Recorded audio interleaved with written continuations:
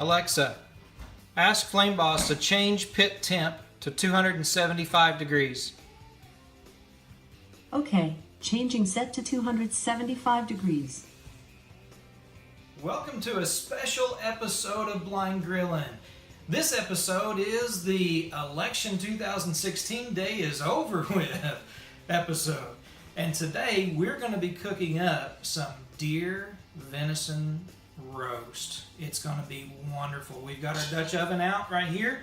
We got the big green egg fired up with an indirect cook at 275 with the plate setter in. The Flame Boss is monitoring the temperature. We've got some vegetables right here. We've got some green onions that we're going to be chopping up, some sweet onions. We got potatoes and some mushrooms. We've also got some homemade stewed tomatoes, and then we'll add a little bit later some homemade canned green beans as well. And once we get this stuff chopped up, we're going to put it in the Dutch oven, and we'll come back and put in the roast along with a few other things, which we'll show you in just a few minutes.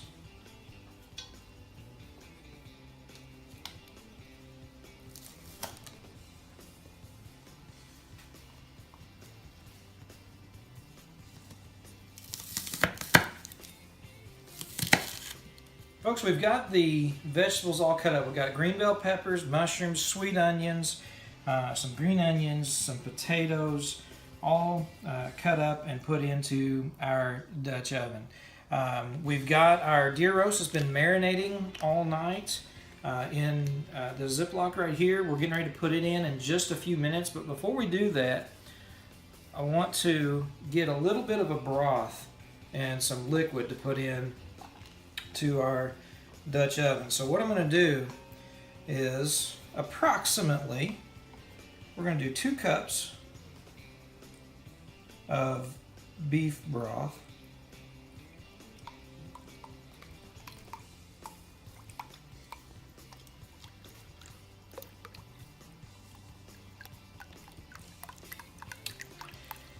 Okay. Yeah, so that's a 2-cup measuring cup. So we got 2 cups of beef broth.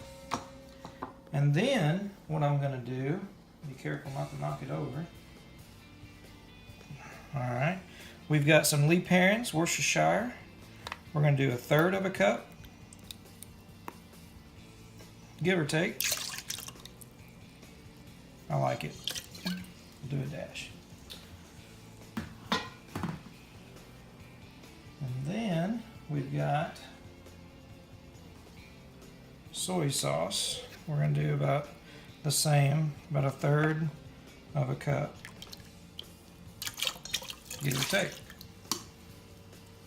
All right, set this over here carefully.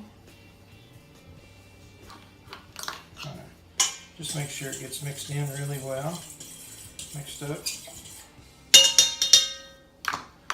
And let me grab some salt and pepper from behind me.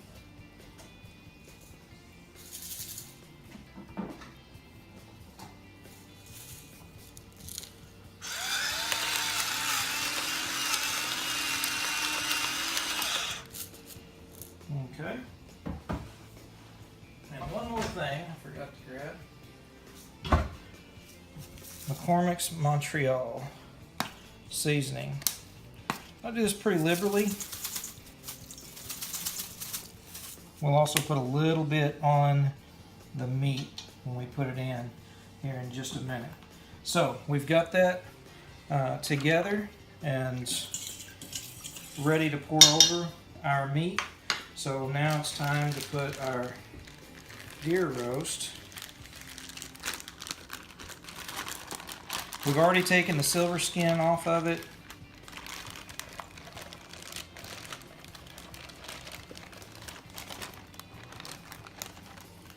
Set that right there. I think there's a couple more, just a couple smaller pieces.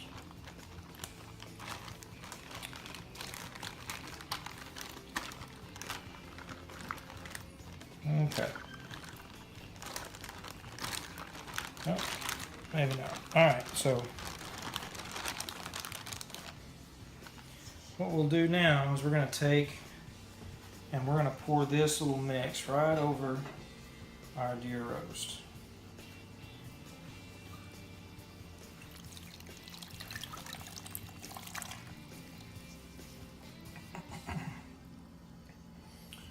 All right.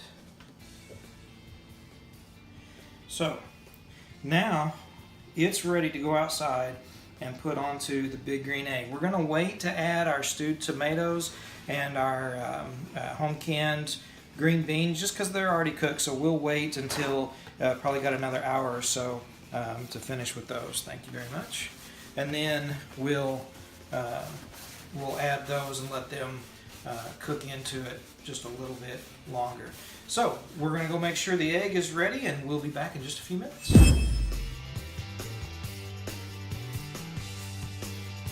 So folks, we're out here getting ready to put this deer roast in the big green egg.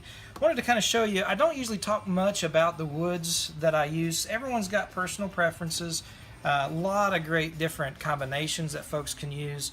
But there is one particular wood that I highly recommend anytime you're cooking venison. Anytime you've got, whether it's elk, deer, antelope, anything like that, some wild game, that it just highly recommend, and that's alder wood. I've got alder wood in the little crate right here. I'm going to add some persimmon, but I also wanted to show you, folks ask me occasionally, how do you know what kind of wood that you've got? You can see on here, I've got these things labeled in Braille. So that right there is alder, and over here it says persimmon. And so I kind of mark things with Braille, so that's how I know what it is. I've already got it put out on a plate over, or lid over here. So let's go ahead. Plate setter is in, but we want to get it out. So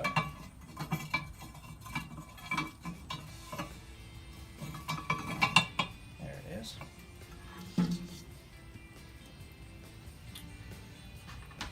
So now let's add some alder.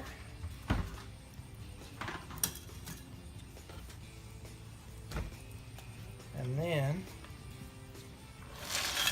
kind of dump in that persimmon on top. And we're going to put our plate setter back with the legs up, as you can tell.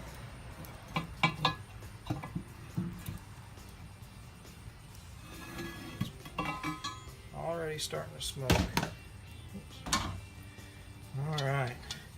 Now we're going to set our cast iron right down onto that plate setter. Perfect. We're going to let that go for probably an hour and a half. Get that smoke really good penetrated into the meat, and then we'll come in with a lid, and we'll put on that cast iron and let it go for a couple more hours and cook throughout the day. So it's been an hour and a half, and just to kind of give you an idea, take a look here at what we've got. I'm going to take these tomatoes and green beans, and I'm going to drain them just a little bit in the sink here.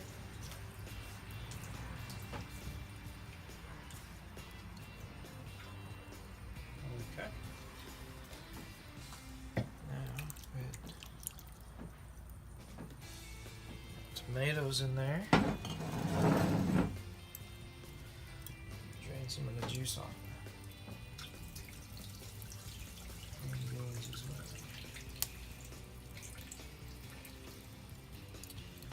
All right. So now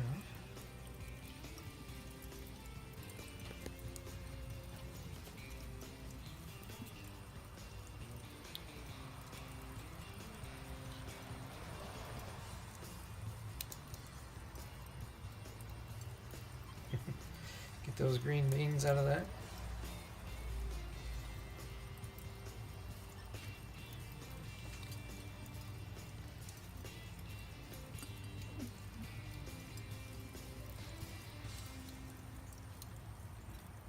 All right, so we'll go ahead and stir these up just a little bit and around. And we're going to put a lid on this.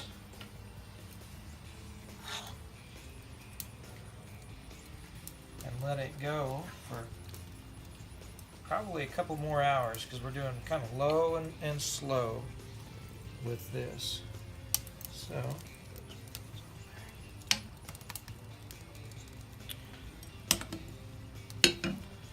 all right. Put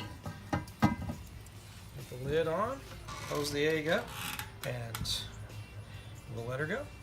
So we pulled this off, the big green egg, and we're getting ready to just kind of test it out and see. Ooh.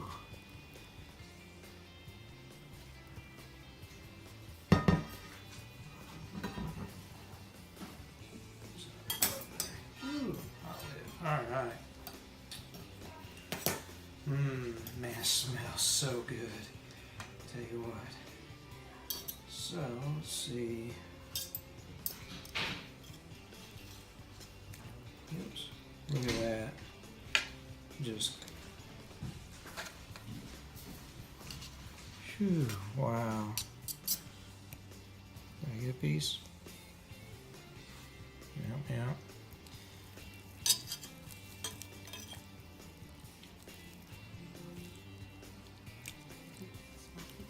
Okay. Just a little bite. A little bite.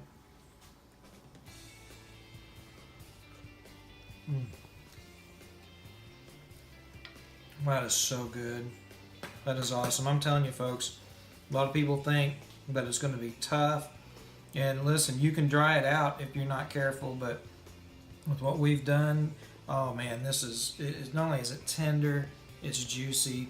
It is just, it's awesome, amazing. We're going to cover it back up and let it rest for a little bit longer. Got folks coming over to enjoy. I appreciate you watching Blind Grilling. Be sure and share, leave some comments, and remember, if you're looking, you ain't cooking.